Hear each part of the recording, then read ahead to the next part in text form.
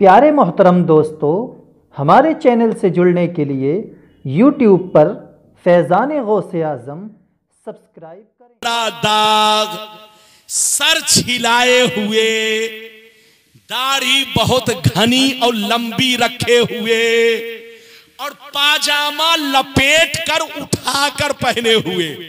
इधर देखिए, जब वो भागने लगा तो इधर देखिए नबी ने क्या फरमाया, जुमले पर गौर कीजिएगा चचा मियां, ये बुखारी की हदीस है। उसका नाम जुल्खुवैसरा था। क्या नाम था? जुल्खुवैसरा। जब वो भागने लगा तो नबी ने फरमाया, यखरुजु मिन दीदी हाज़ा यतलून किताब अल्लाह रतबा ला युजाविजु ईमानुहुम हनाजिरहुम यमरुकून मिनद्दीन कमा यमरुकुस सहमु मिनर रमिया। नबी ने फरमाया, इसी की नस्ल से ऐसे लोग पैदा होंगे। क्या फरमाया? इसी की नस्ल से ऐसे लोग पैदा होंगे जो कुरान तो बहुत अच्छा पढ़ेंगे, लेकिन कुरान उनके हल्क के नीचे नहीं उतरेगा। वो मेरे गुस्ताख होंगे, गुस्ताख। जैसे ये जुल्खुवैसरा दाढ़ी रखे है, टोपी पहने हैं, कलमा पढ़ता है, अपने आप को मुसलमान कहता है, लेकिन मेरे बंटवारे पर राजी नहीं है, मुझको कहता है इंसाफ से काम लो। तो जैसे ये मेरा गुस्ताख है, वैसे ही इसी की नस्ल से मेरे गुस्ताख पैदा होंगे। जैसे इसका चेहरा है, उन लोगों का भी चेहरा होगा। जैसे ये दाढ़ी रखे हैं, वैसे वो लोग भी दाढ़ी रखेंगे। जैसे ये पाजामा पहने हैं, वो लोग भी पाजामा पहनेंगे। हजरात मेरी तरफ देखिए, नबी ने फरमाया, इसी की नस्ल से ऐसे लोग पैदा होंगे। नाम नहीं लिया, जोर से बोलो, नाम नहीं लिया, लेकिन नबी ने फरमाया इसी की नस्ल से ऐसे लोग पैदा होंगे। नस्ल से जब कोई पैदा होता है तो डुप्लीकेट पैदा होता है। बेटा बाप की नस्ल से आता है तो बेटा बाप की तरह, आंखें बाप की तरह, होंठ बाप की तरह, चेहरा मोहरा बाप की तरह, दाढ़ी पजामा बाप की तरह, सब कुछ बाप की तरह होता है। पैगंबर ने फरमाया, जो मेरे गुस्ताख होंगे इसी की नस्ल से होंगे। जैसे इनका नक्शा है वैसे उनका नक्शा होगा। नबी ने नाम नहीं लिया, पहचान बता दी। हजरात एक बात मैं आप लोगों से पूछना चाहता हूं, हदीस सुन चुके तो हाथ उठाकर बोलो सुभान अल्लाह, और जोर से बोलो सुभान अल्लाह। बाबू बैठो बेटा, 2 मिनट के लिए बैठ जाओ। मेरी तकरीर 15 से 20 मिनट और चलेगी, बर्दाश्त कीजिए। इजाजत है? जल्दी बोलो, इजाजत है?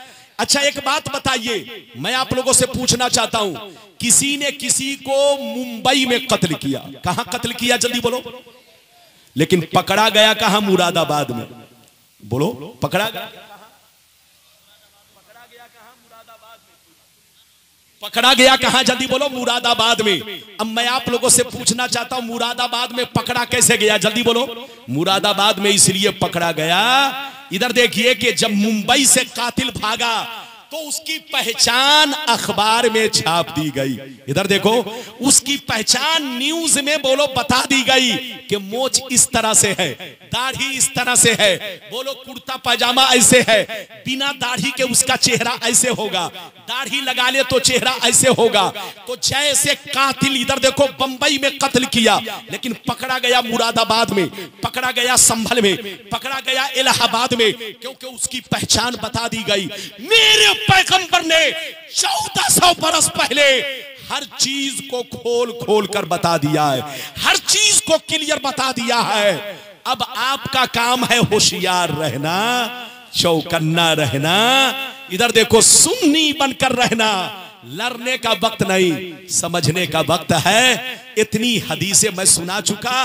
बोलो कितनी हदीसें सुना चुका? जल्दी बोलो, 5 या 6, हमें याद नहीं। अब आगे और चलिए, इजाजत है?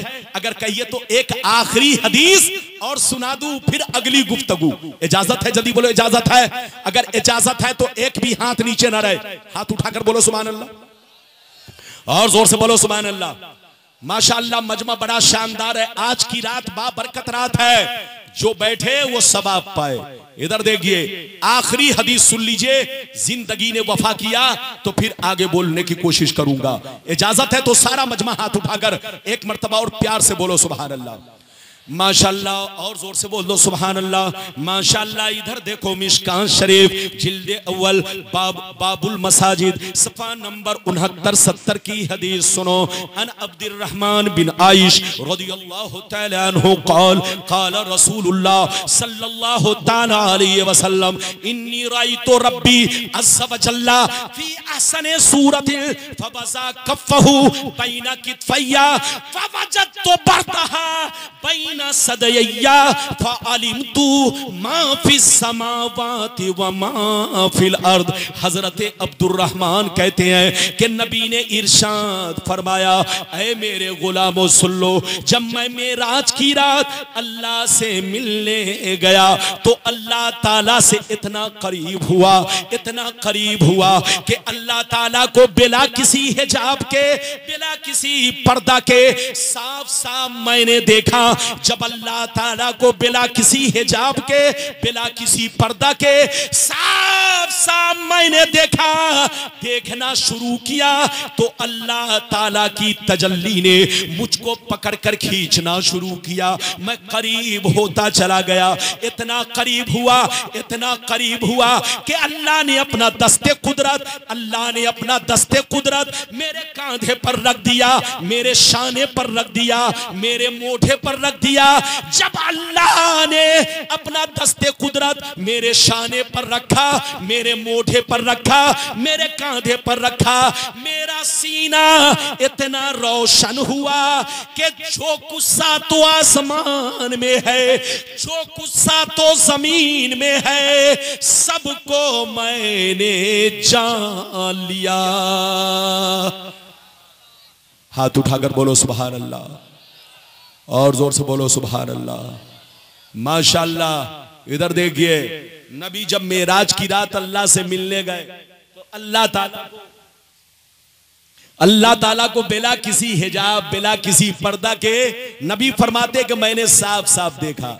जब साफ साफ देखा, इधर देखिए, तो नबी फरमाते हैं कि अल्लाह ताला से इतना करीब हुआ, इतना करीब हुआ कि अल्लाह ने अपना हाथ, बोलो अल्लाह हाथ से पाक है, मैं आपको समझाने के लिए बोल रहा हूं। इधर देखिए, अल्लाह ने अपना दस्ते कुदरत, अल्लाह ने अपना हाथ, अपना दस्ते कुदरत नबी फरमाते हैं कि मेरे कांधे पर रख दिया, मोढे पर रख दिया। जैसे अल्लाह ने अपना दस्ते कुदरत मेरे कांधे पर रखा तो मेरा सीना रोशन हुआ, इतना रोशन हुआ कि जो कुछ सातों आसमान में है, जो कुछ सातों जमीन में है, सबको मैंने जान लिया। अब आप बताइए कोई चीज बची? अरे बोलो कोई चीज बची? सातों आसमान में जितनी चीजें नबी ने सबको जान लिया, सातों जमीन में जितनी चीजें नबी ने सबको जान लिया। हजरात, एक जुमले में मैं साफ कर दूं, सबका सिखाने वाला कोई ना कोई है, लेकिन मेरे नबी को सिखाने वाला दुनिया में कोई नहीं है। इसीलिए मेरे नबी की शान उम्मी है। उम्मी, उम्मी का ये माना नहीं कि जाहिल, जाहिल तुमको कहा जाएगा, हमको कहा जाएगा, किसी और को कहा जाएगा, लेकिन नबी की शान में जब उम्मी का लफ्ज इस्तेमाल हो तो उसका माना ये होगा कि जिनका कोई उस्ताद ना हो। अरे बोलो, इस दुनिया में जिनका कोई उस्ताद ना हो, अगर उनका कोई उस्ताद है तो सिर्फ और सिर्फ अल्लाह है, और अल्लाह जिसे कतरा दे दे वो लाखों समंदर पर भारी है। हाथ उठाकर बोलो, अल्लाह जिसे कतरा दे दे वो लाखों समंदर पर भारी है। और जब भारी है तो इस तरह का एतराज करना, अरे बोलो ये कैसी बेवकूफी है। वो जाहिल लोग हैं जो इस तरह की बात करते हैं। तो जितनी हदीस अब तक मैंने सुनाई, इसका ताल्लुक नबी के इल्मे गैब से है। अब आगे चलिए, इजाजत है? जल्दी बोलो, इजाजत है? इधर देखिए, ये एक बात मैंने बयान कर दिया। इधर देखिए, अब दूसरी बात सुनिए, नबी हाजिर नाजिर है कि नहीं।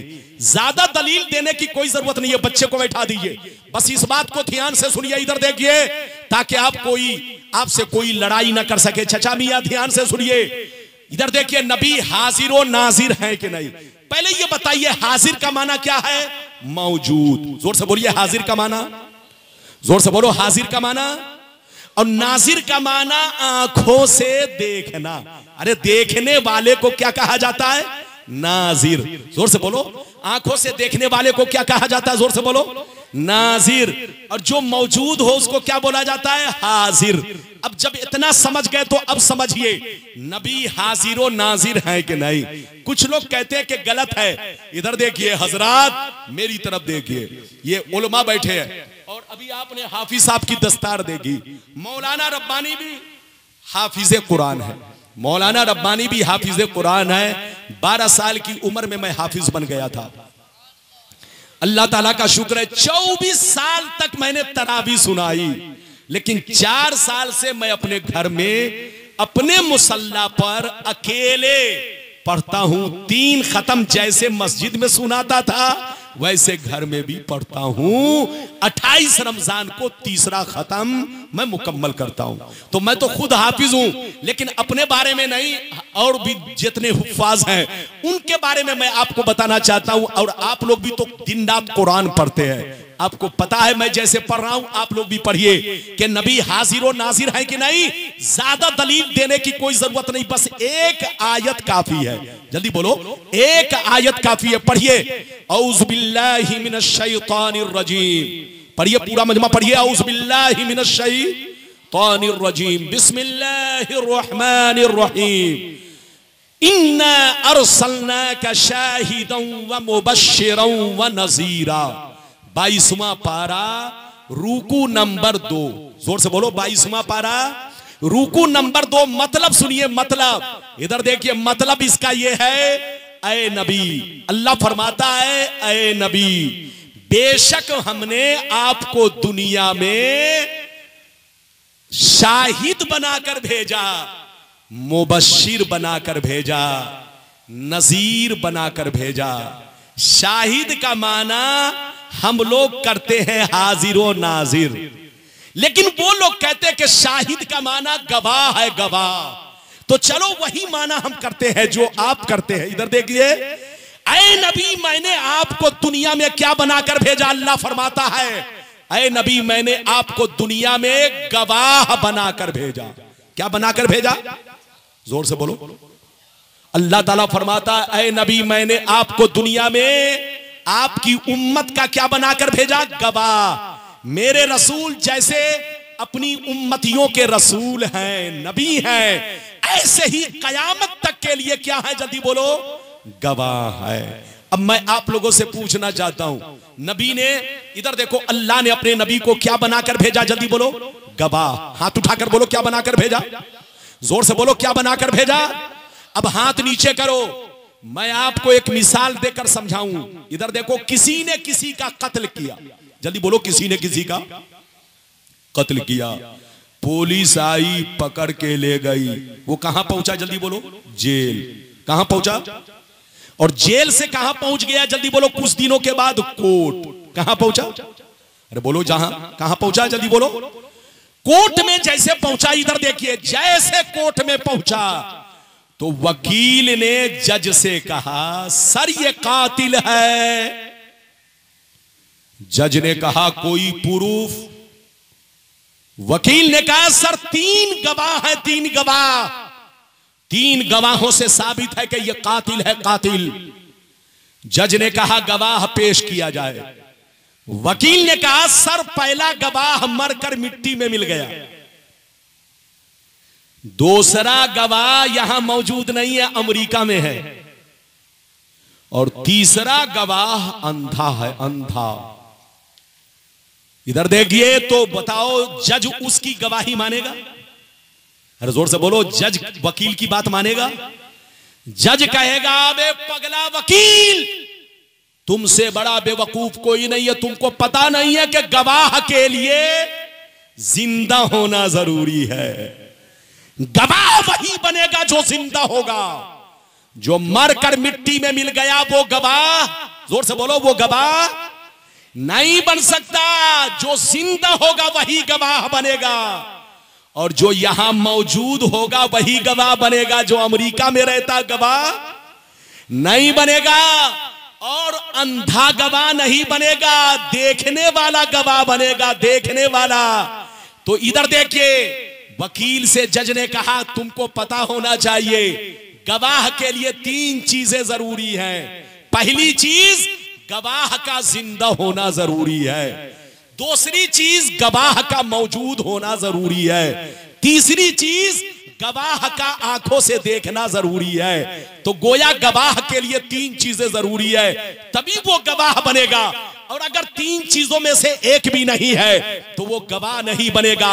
ऐ सुन्नियों, अल्लाह ने अपने नबी को उम्मत का गवाह बनाकर भेजा है, और मेरे रसूल जैसे रसूल है कयामत तक के लिए, नबी है कयामत तक के लिए, ऐसे हम लोगों के गवाह भी हैं कयामत तक के लिए। और गवाह के लिए 3 चीजें जरूरी है, जिंदा होना जरूरी है, आंखों से देखना जरूरी है, मौजूद होना जरूरी है। तो इस आयत से पता चला कि मुस्तफा कल भी जिंदा थे, आज भी अपनी कब्र में जिंदा है। मुस्तफा जैसे कल मौजूद थे आज भी मौजूद है। मुस्तफा जैसे कल देख रहे थे आज भी हम गुलामों को देख रहे हैं।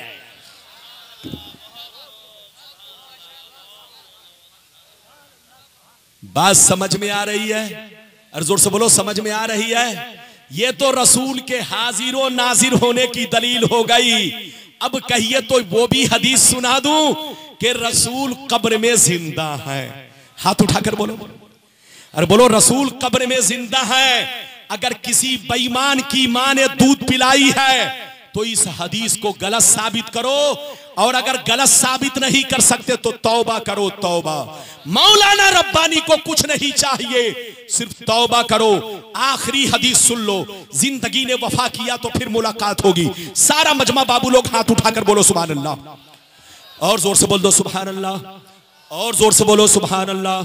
माशाअल्लाह, गौर से सुनो मिशकान शरीफ, जोर से बोलो मिशकान शरीफ, जिल्दे अव्वल जिल्दे सानी, मिशकान शरीफ जिल्दे सानी, बाबुल करामात, सफा नंबर 545। अन सईद बिन अब्दुल अजीज रदियल्लाहु तआला अन्हु क़ाल लम्मा कान अय्यामुल हर्रा लम युअज़्ज़न फी मस्जिदिन नबी सल्लल्लाहु अलैहि वसल्लम सलासन व लम युक़म व लम यबरा सईद इब्न सय्यब वकाना ला यारिफु वक्त सलात इल्ला बिहमहमति यस्मऊहा मिन कब्रिन नबी सल्लल्लाहु अलैहि वसल्लम। जोर से बोल दो सुभान अल्लाह।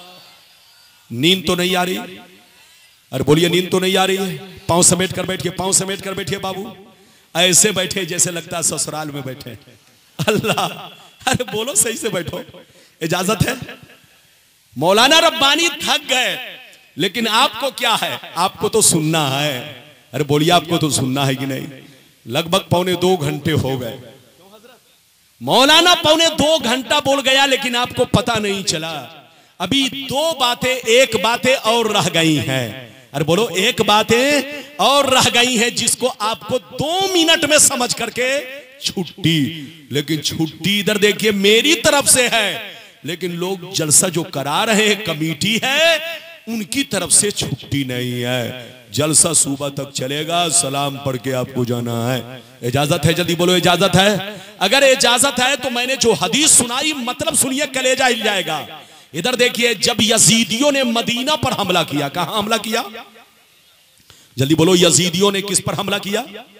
मदीना शरीफ पर। जिन यजीदियों ने इमाम हुसैन को कत्ल किया, जिन यजीदियों ने फातिमा जहरा के बेटों को शहीद किया, जिन यजीदियों ने रसूलुल्लाह की अहले बैत को भूखा प्यासा रख करके बेदर्दी के साथ कत्ल किया, इधर देखिए, उन्हीं यजीदियों ने मदीना शरीफ पर वो जुल्म ढाया, वो जुल्म ढाया कि मदीने की औरतों को पकड़ पकड़ करके उनके साथ बदसलूकियां की। वहां के हजारों सहाबी को बेदर्दी से कत्ल किया। मदीना शरीफ के अंदर वो जुल्म ढाया कि कसम खुदा तारीख में बताने से शर्मिंदगी में मालूम होती है। इधर देखिए, जो काम गैर नहीं कर सकता है वो काम जालिम यजीदियों ने किया कि गैर भी शर्मिंदा है। मेरी तरफ देखिए, यजीदियों ने मस्जिद नबवी में घोड़ा बांध दिया। क्या बांध दिया? जल्दी बोलो। मस्जिद नबवी के अंदर घोड़ा बांध दिया, घोड़ों से पखाना पेशाब करवाया। 3 दिन तक कर्फ्यू लगा रहा। कई दिन तक? 3 दिन तक कर्फ्यू का माहौल रहा। सईद बिन मुसैयब कहते हैं, क्या कहते हैं सुनिए, सईद बिन मुसैयब कहते हैं कि 3 दिन तक कर्फ्यू का माहौल रहा, कोई घर से नहीं निकला। मस्जिद नबी में 3 दिन तक आजान नहीं हुई, नमाज नहीं हुई, कोई घर से नहीं गया। हजरत सईद बिन मुसैयब कहते हैं कि 3 दिन तक मस्जिद में सन्नाटा रहा, कोई नमाज पढ़ने नहीं गया, कोई आजान देने नहीं गया। मैं अकेले छुपकर 3 दिन तक मस्जिद में भूखे प्यासे बैठा रहा, डर के मारे बाहर नहीं निकलता कि कहीं मुझको कत्ल ना कर डाले।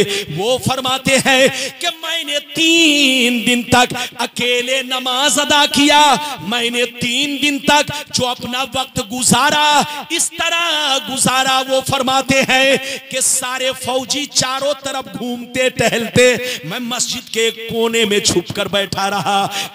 3 दिन तक भूखे प्यासा रहा, लेकिन मैंने नमाज नहीं छोड़ी। वो फरमाते हैं कि मैंने नमाज नहीं छोड़ी। नमाज किस तरह अदा किया सुन लो, मैंने वक्त को कैसे पहचाना, सूरज को देखने से नहीं, सूरज को देखने से नहीं, चूंकि एक कोने में 3 दिन तक छुपकर बैठा रहा, मैं बाहर नहीं निकलता कि सूरज को देखकर पहचान लूं वक्त क्या हो रहा है। वो फरमाते हैं कि मैंने 3 दिन तक अकेले नमाज अदा किया, मैंने 3 दिन तक जो वक्त को पहचाना इस तरह पहचाना कि जब जब नमाज का वक्त होता, नबी की कब्र से आजान की आवाज आती। वो फरमाते हैं कि मस्जिद के अंदर कोई आजान देने वाला नहीं था, कोई नमाज पढ़ने वाला नहीं था। अकेले मैं 3 दिन तक भूखे प्यासे मस्जिद के कोने में छुपकर बैठा रहा, लेकिन मैंने नमाज नहीं छोड़ी। नमाज कैसे अदा किया, इधर देखो, जैसे नमाज का वक्त होता, नबी की कब्र से आजान की आवाज आती। जब मैं नबी की कब्र से आजान सुनता तो समझ लेता कि नमाज का वक्त हो चुका है। तो 3 दिन तक जो मैंने नमाज अदा किया है, कहीं और की आवाज सुनकर नहीं, नबी के रोजे से आजान की आवाज आती, उसी को मैं सुनता और सुन करके नमाज पढ़ लेता। जोहर के वक्त में आजान होती, असर के वक्त में आजान होती। इस हदीस से पता चला कि मेरे नबी कब्र में जिंदा भी हैं और नमाज भी अदा फरमा रहे हैं। इधर देखो, उनकी कब्र में बोलो आजान भी हो रही है। वो बेईमान लोग हैं जो कहते हैं मरकर मिट्टी में मिल गए। अबे पगला, आदमी आदमी में फर्क है। इधर देख, इंसान इंसान में फर्क है। तुम्हारे पास जब मलकुल मौत आएंगे तो पूछ कर आएंगे। अरे बोलो, पूछ कर आएंगे? नहीं पूछ कर आएंगे। मौलाना साजिद के पास जब मलकुल मौत आएंगे तो पूछ कर नहीं आएंगे। जैसे मौत का वक्त होगा, झट से मलकुल मौत पहुंचेंगे। लेकिन नबी की शान देखो, इधर देखो, नबी की शान देखो। जैसे नबी करीम सल्लल्लाहु अलैहि वसल्लम की बारगाह में मलकुल मौत आए तो इधर देखिए, कमरे में नहीं गए, दरवाजे पर खड़े हैं। दरवाजे पर मेरे नबी ने जिब्रील से पूछा है, जिब्रील ये दरवाजे पर कौन झांक रहा है, अंदर क्यों नहीं आ रहा है? तो जिब्रील ने कहा, सरकार, मस्तअज़ना अला आदमीन क़ब्लक व मस्तअज़ना अला आदमीन बादक, हाज़ा मलकुल मौत ईज़न लहू। ई अल्लाह के रसूल, आज तक मलकुल मौत ने किसी से इजाजत नहीं ली, ना आपके बाद किसी से इजाजत लेंगे। लेकिन आज अल्लाह ने इनको हुक्म दिया है कि मेरे महबूब के पास जाना तो बिना इजाजत के अंदर दाखिल नहीं होना। या रसूल अल्लाह, आप इनको इजाजत दीजिए ताकि अंदर आए। मलकुल मौत अंदर आ गए। जैसे अंदर आए तो नबी ने पूछा, क्या हाल है? मलकुल मौत ने कहा, अल्लाह के रसूल, मैं बिल्कुल ठीक हूं। इधर देखिए, नबी ने फरमाया, क्यों आए हो? मलकुल मौत ने कहा, इन अमरतनी या रसूल अल्लाह अन अक़बिज़ रूहक व इन अमरतनी अन अतरुकहू, अगर आप मुझको आर्डर दे, इजाजत दे तो मैं आपकी रूह कब्ज करूं, और अगर इजाजत दे तो मैं वापिस चला जाऊं। अल्लाह, ये है नबी की शान। मलकुल मौत कह रहे हैं अगर आप इजाजत दे तो मैं रूह कब्ज करूं, और अगर इजाजत दे तो मैं वापस लौट जाऊं। आज अल्लाह ने मुझको इसी चीज का हुक्म दिया है। जैसे नबी ने मलकुल मौत का ये हाल देखा तो मलकुल मौत को छोड़ करके नबी जिब्रील को देखने लगे। फनज़रन नबी सल्लल्लाहु अलैहि वसल्लम इला जिब्रील, नबी नजर करने लगे जिब्रील की तरफ। जिब्रील मेरे नबी की चाहत समझ गए। जैसे चाहत समझ गए तो जिब्रील ने नबी से क्या कहा, सुनिए। इन्नल्लाह ताला क़द इश्ताक़ा इला लिक़ाइका, ये अल्लाह के रसूल, आप अगर मलकुल मौत को वापिस कर देंगे तो चले जाएंगे, लेकिन वापिस मत कीजिए। अल्लाह आपसे मुलाकात करना चाहता है, अल्लाह आपको अपने पास रखना चाहता है, अल्लाह आपको बुलाना चाहता है, अल्लाह आपके दीदार का मुश्ताक है, मुलाकात का मुश्ताक है। ये है मेरे नबी की शान। हम लोग मरते हैं तो मिट्टी में मिल जाती है, लेकिन नबी की मौत सिर्फ एक पल के लिए है, एक लम्हे के लिए है, ताकि दुनिया उनको खुदा ना समझे। क्योंकि जो खुदा है वो मौत से पाक है, जो खुदा है वो नींद से पाक है। अल्लाह ने नबी को मौत का मजा चखाया ताकि दुनिया उनको खुदा ना समझे, और मौत के बाद कब्र में जिंदा रखा ताकि लोग उन्हें अपने जैसा ना समझे, अपनी तरह ना समझे। रसूल बशर है लेकिन लाजवाब है, बेमिसाल है। जितनी बातें मैंने बयान की आपको समझ में आई कि नहीं? हाथ उठाकर बोलो समझ में आई। अगर समझ में आई तो आखिरी बात रह गई। अरे बोलो आखिरी बात। हाथ उठाकर बोलो सुभान अल्लाह, और जोर से बोलो सुभान अल्लाह। अब आखिरी बात सुन लो, बस 2 मिनट के अंदर। इधर देखिए, खुदा जब दीन लेता है तो अक्लें छीन लेता है। जब गीदड़ की मौत आती है तो शहर की तरफ भागता है, और जब किसी की किस्मत में जहन्नमी होना लिख दिया जाता है, इधर देखिए तो बेईमान मौलवी की तरफ भागता है। अरे क्यों भाग रहा है? सुन्नी बनकर रहो। तुम्हारा बाप सुन्नी था, तुम्हारा लकड़दादा सुन्नी था, तुम्हारा छेड़दादा सुन्नी था। इधर देख, पूरा खानदान, पूरा गांव, पूरी बस्ती, 850 बरस तक हमने इधर देखो यहां हुकूमत किया, वो सब सुन्नी थे। इधर देखिए, गरीब नवाज का मजार हमने नहीं बनाया, अरे बोलो बादशाहों ने बनाया। इधर देख, जितने बुजुर्गाने दीन है सबके मजार बादशाहों ने बनवाए। 850 बरस तक पूरे मुल्क में झंडा लहराया। वो सब मुसलमान ही थे, सब सुन्नी थे, कोई बेईमान नहीं था। जब से बेईमान लोग पैदा हो गए हम लोग कमजोर हो गए, कमजोर। इधर देखो, जैसे ये 5 उंगली है, अरे बोलो क्या है, जल्दी बोल। ये 5 उंगली है, हाथ की ताकत 5 उंगली में है। अरे बोलो 5 उंगली में है। लेकिन अगर एक उंगली कट जाए तो ताकत कम हो जाएगी, दूसरी उंगली कट जाए तो और ताकत कम हो जाएगी, तीसरी उंगली कट जाए तो और ताकत कम हो जाएगी, 5 उंगली कट जाए तो पूरी ताकत खत्म हो जाएगी। न कोई चीज पकड़ सकते हैं, न कोई काम कर सकते हैं। तो हाथ की ताकत इन 5 उंगली में है। हमारे 5 उंगलियों को किसी ने काटा है तो बेईमान ने काटा है।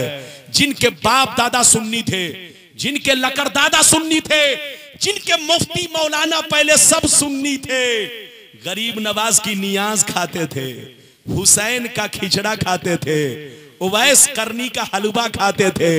लेकिन जब से इधर देखिए, जब से उन लोगों को यकीनी बात है किसी और चीज की लत लग गई तो ये तमाम पाकीज़ा चीजों को खाना छोड़ दिया।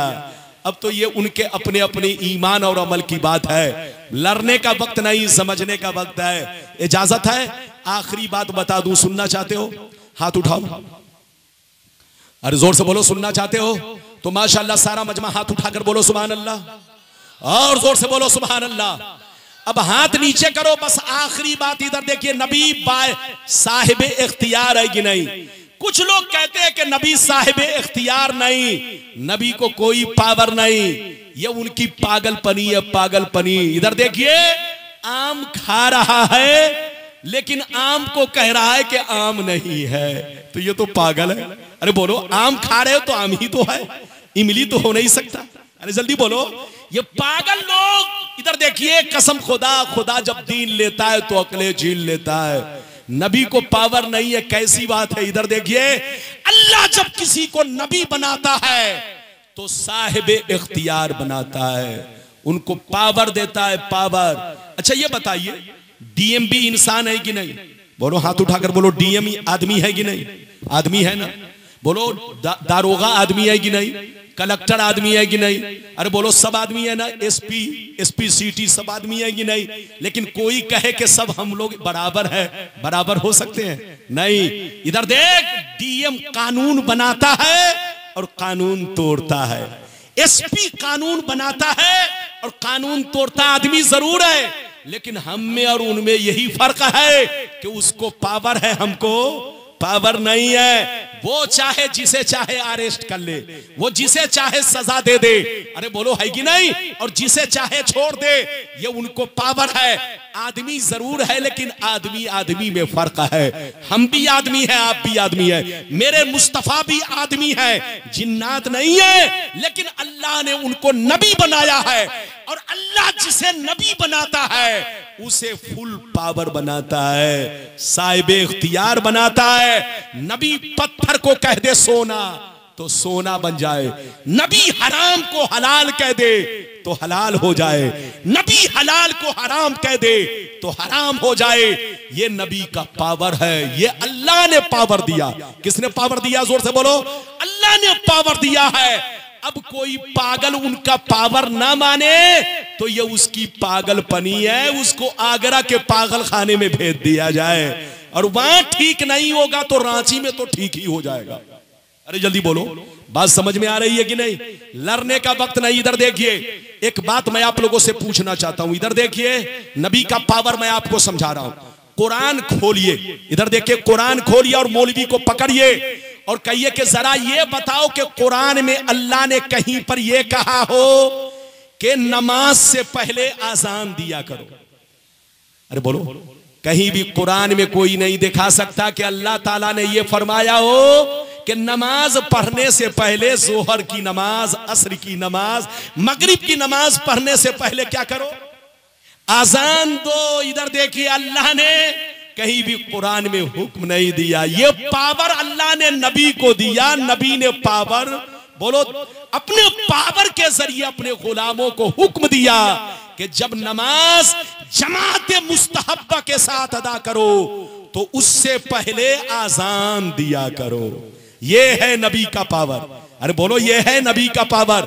मेरी तरफ देखो, एक चीज हो गई। दूसरी चीज, वजू में कितने फराइज हैं? हाथ उठाकर बोलो, 4। अरे बोलो, जोर से बोलो, कितने फराइज हैं वजू में? बोलिए हाजी साहब, वजू में कितने फराइज? 4। मैं पूछने का मकसद ये नहीं कि हाजी साहब को मालूम नहीं है, मकसद ये कि चौकन्ना करना है, चौकन्ना। वजू में कितने फराइज? जल्दी बोलो, 4। क्या क्या? जल्दी बोलो।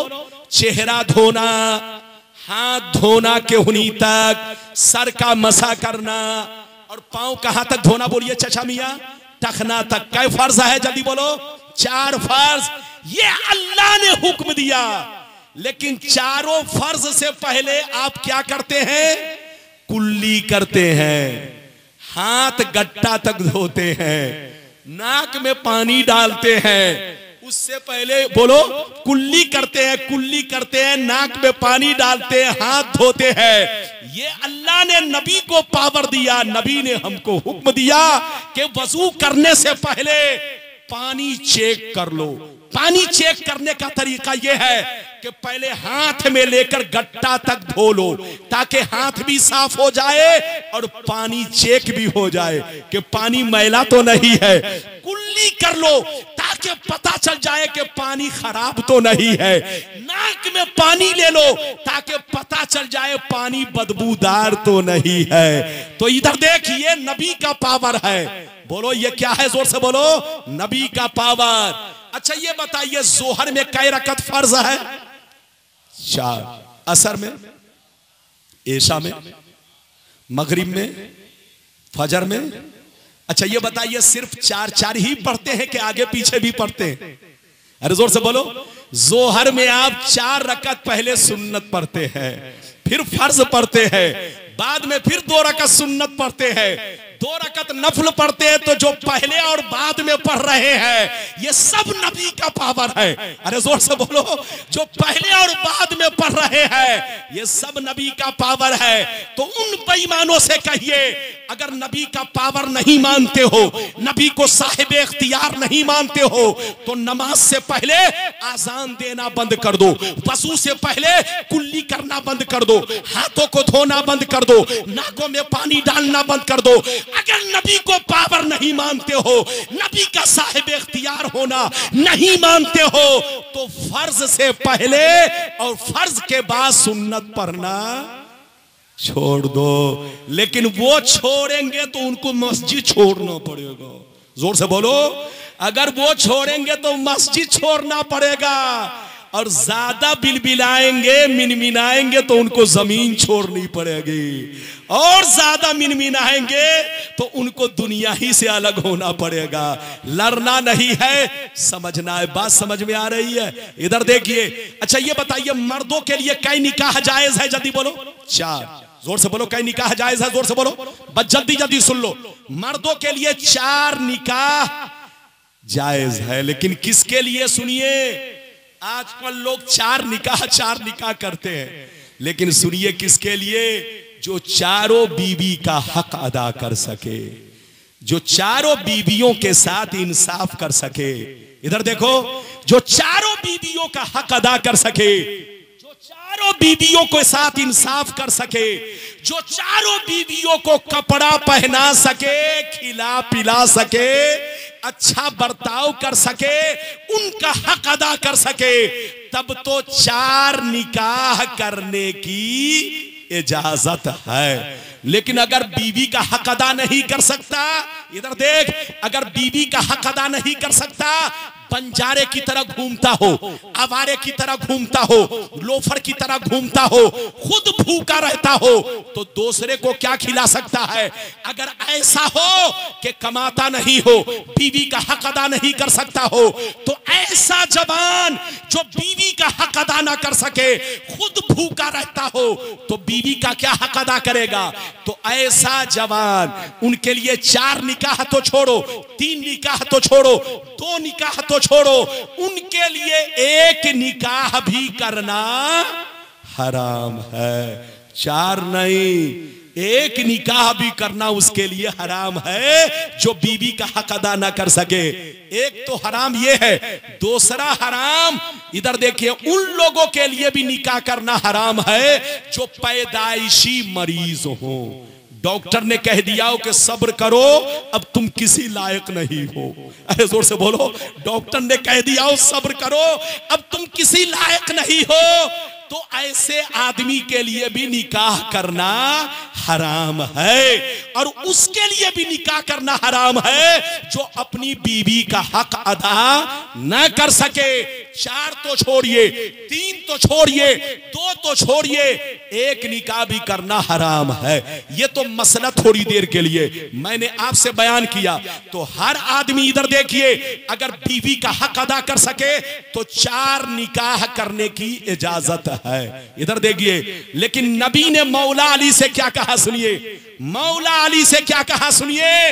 नबी ने फरमाया, ऐ अली, जब तक मेरी बेटी फातिमा तुम्हारे निकाह में है, मेरी बेटी फातिमा जब तक जिंदा है, बाहयात है, तुम्हारे निकाह में है, अल्लाह ने मुझे हुक्म दिया है, ऐ रसूल अली से कह दीजिए कि दूसरा निकाह करना हराम है। इधर देखिए, नबी ने फरमाया, ऐ अली, जब तक मेरी बेटी फातिमा जिंदा है, इधर देखो तुम्हारे निकाह में है, तुम उसके रहते हुए किसी और औरत से निकाह नहीं कर सकते, तुम्हारे लिए दूसरा निकाह करना हराम है। इधर देखिए, नबी ने उनके लिए दूसरा निकाह को फातिमा की मौजूदगी में हराम कर दिया।